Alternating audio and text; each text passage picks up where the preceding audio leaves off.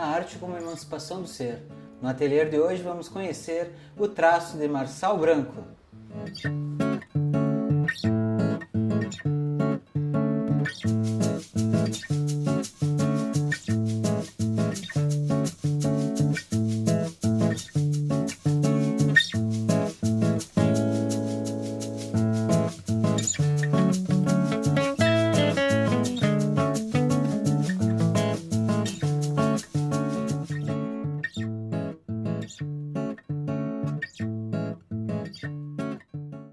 Eu lembro o dia que eu iniciei, o dia exato.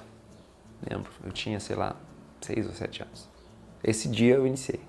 Conscientemente, eu já desenhava, eu gostava de desenhar como qualquer criança. Mas aí eu fui, a minha mãe me levou numa escolinha onde ela tinha amigas lá que eram artistas.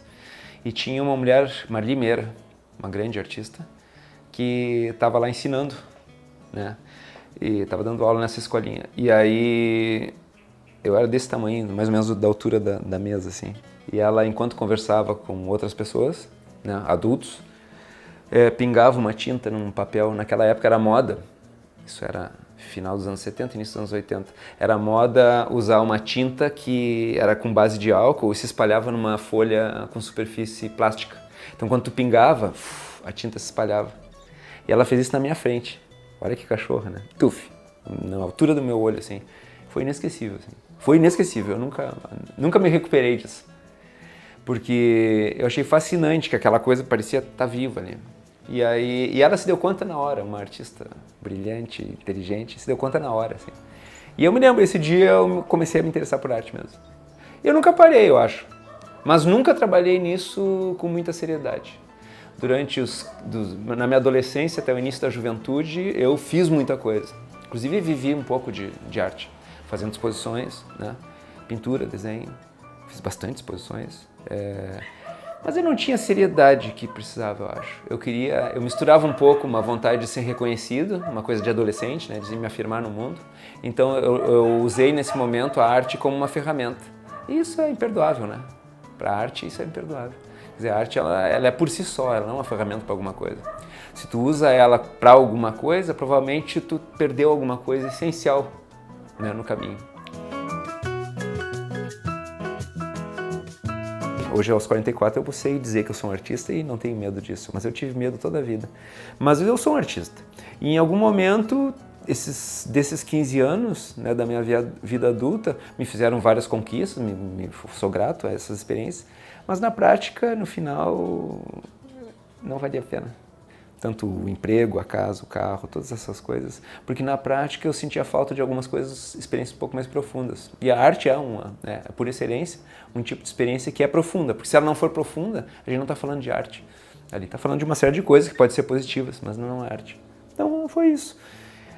Quando eu me dei conta disso, entrei nas crises normais, né, quando tu vai chegando aos 40, né, e essa crise foi a melhor coisa que me aconteceu. A minha empresa, né, nós decidimos fechar uma empresa que eu gostava muito e que vinha dando certo, mas decidimos fechar.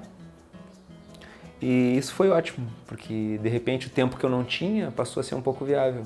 E aí eu decidi, aí foi uma opção mesmo, decidi voltar a desenhar com seriedade. E foi o que fiz. Quando eu comecei a desenhar com seriedade, eu percebi, é como se eu tivesse dormido a vida inteira. Quando eu comecei a desenhar de novo, com esse comprometimento, é como se eu tivesse acordado. E eu vi que boa parte das coisas que eu achava que eram importantes não tinha a menor importância. E isso aqui, esse processo aqui, era importante. Eu podia perder o resto, não isso aqui, né? Então isso, em 3 anos, a minha vida mudou totalmente, completamente.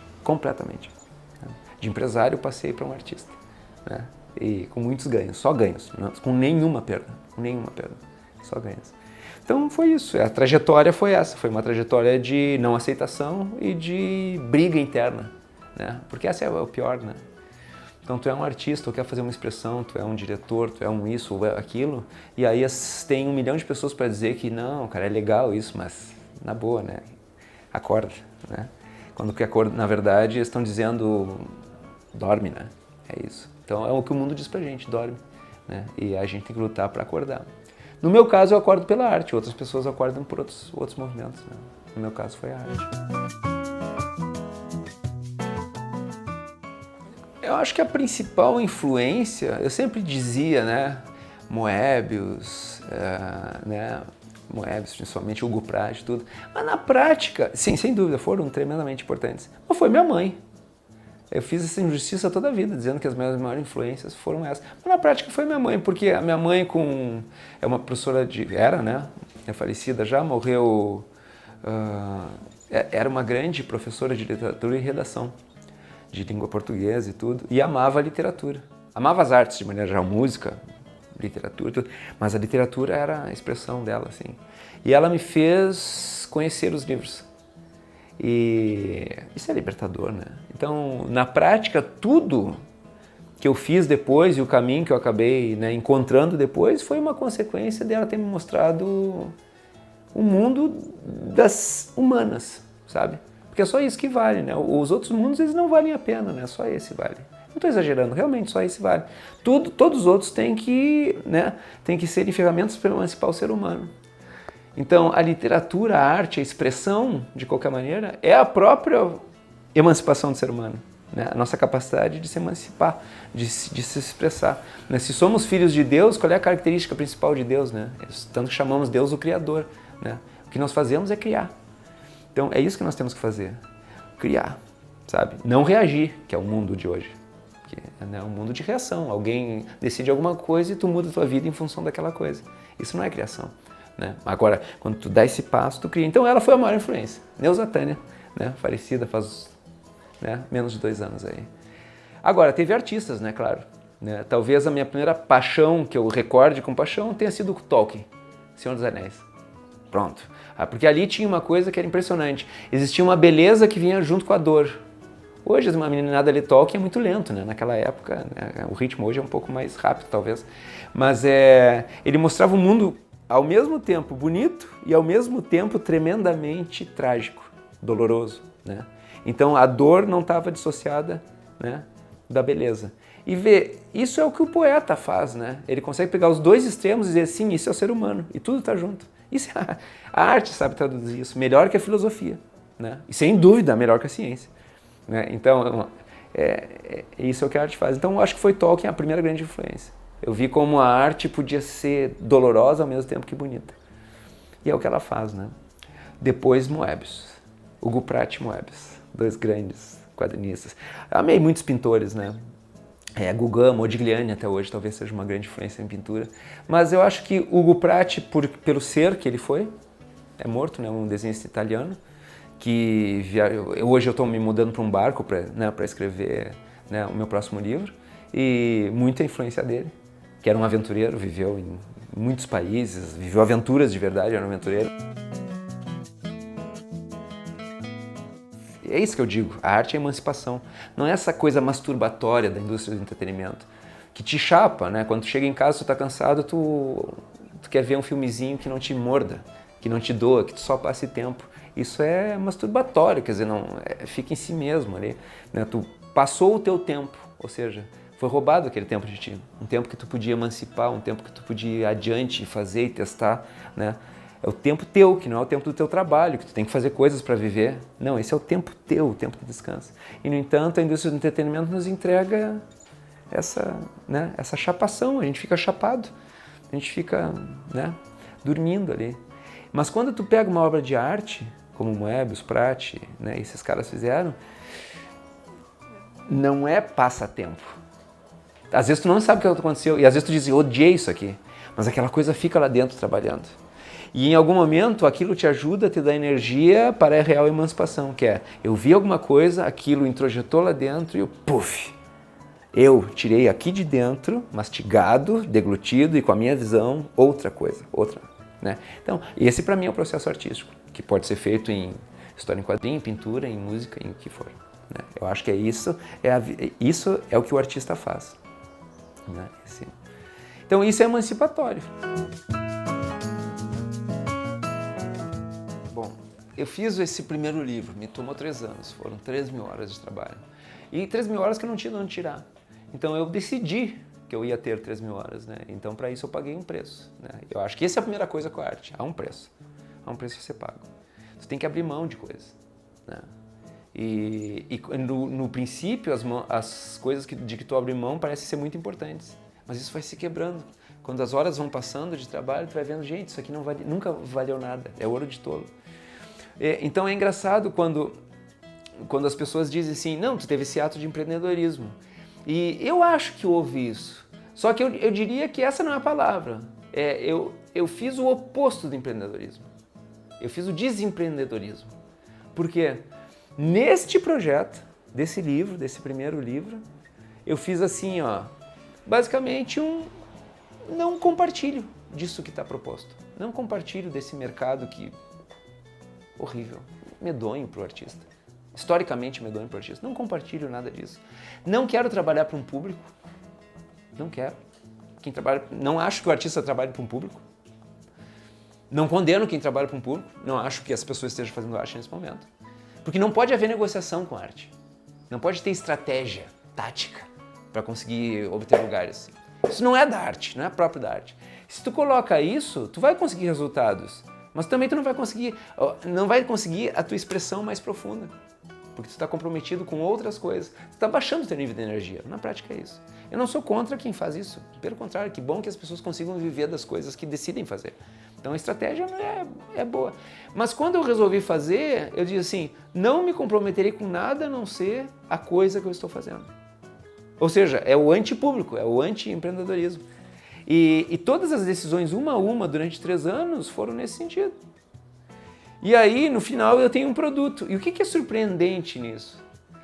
O nosso mundo está tão deserto, é tão pueril as coisas que não são propostas todo o tempo.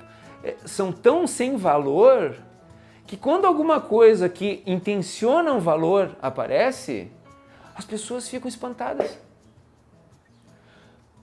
Por que digo isso? Porque quando no final o livro ficou pronto, o livro que eu fiz sem a menor vontade de ganhar dinheiro, sem a menor intenção de ganhar dinheiro, esse livro teve mais condições de trilhar um caminho, inclusive de mercado. Por quê? Porque as pessoas têm um mundão de gente aí carecendo de valor. Então, eu não quero entregar uma história em quadrinho como todas essas que tem nas bancas, como, né, os dos super-heróis que estão aí. Não, não tem nada contra eles. Mas que é feito assim, cara, tu tem que fazer tantas páginas por mês, e é isso aqui, tem que estar pronto, era isso. Ou seja, que tipo de coisa está sendo entregue? E aí são essas porcarias que estão aí, né? Eventualmente aparecem coisas boas, né? Em milhares de títulos, é evidente que vai ter alguma coisa boa. E aí, quando eu digo, não, cara, eu levo 25 horas para fazer uma página. Os caras estão doidos, né? Porque a indústria jamais vai permitir isso. Porque a indústria precisa, não, cara, eu preciso de 3 páginas, 1 página, 2 por dia. E eu não, cara, não vou fazer. Sei fazer, mas não quero. Isso não tem valor para mim. E eu decidi fazer o oposto disso. E aí fiz uma história enorme de 100 e tantas páginas. Quando todos me diziam, cara, tu tá maluco, isso é uma loucura. Como é que tu vai, né? E aí, na prática, por eu ter tomado essas decisões, a obra encontrou o seu tempo, porque eu não apressei, ela vai crescendo, ela vai se encontrando na vida. No final, inclusive, do ponto de vista financeiro, me deu um retorno que eu jamais esperava. A arte é o fruto de um processo de busca emancipatória, né? E que te coloca numa posição de desconforto para que tu possa chegar em um lugar maior. Tu poderia me dizer que isso também se chama educação, provavelmente. Então, acho isso. O resultado da arte, que é a única coisa que importa, o resultado emancipatório da arte onde antes tu olhava 2 coisas, tu olhando a mesma coisa agora, tu enxerga 18 coisas. Então o mundo complexifica, o mundo refina, o mundo, né? Onde antes tu escutava uma coisa, tu passa a escutar 12 coisas. Onde antes tu achava que tinha uma verdade e uma mentira, tu acha que tem agora 18 verdades e outras tantas mentiras. Ou seja, o mundo ele fica mais inteligente, né? Mais complexo, mais inteligente realmente. Então eu acho que é isso. Só que tu faz isso através do encontro entre a tua expressão e as influências do mundo. Então, isso é o que o artista é. Ele é uma antena que capta o mundo, puff, e através da sua experiência pessoal e única e intransferível, que é só do Laerte, só do Marçal, só do Moebius, ele regurgita aquilo de outra forma, fazendo com que a gente compreenda o mundo através de outras traduções, né? Que são os filmes, os livros, né? As histórias em quadrinhos, as pinturas, né? Que a gente olha e, cara... Eu gosto de um exemplo. Quando Qualquer coisa pode ser uma obra de arte, depende da tua leitura. Quando o processo de arte acontece, ou seja, a arte não está ali na coisa, aqui. Ela está quando alguém pega a coisa e se fecha um ciclo. E aí a pessoa que está vendo, alguma coisa conecta aqui. E o cara fala, uau. Ele não precisa falar isso, mas ele sente isso. E nesse momento que ele fala uau, seja por excesso de beleza, por excesso de... Quando eu falo beleza, não é só bonitinho. Não. Aquilo te tira. E naquele momento tu não é mais tu. Aquela fração de segundo, tu já não está pensando mais com o teu ego. Ah, eu, Laerte, gosto disso. Não, não, não. É antes de chegar no ego. Então, esse é o processo de aprendizagem que a arte faz.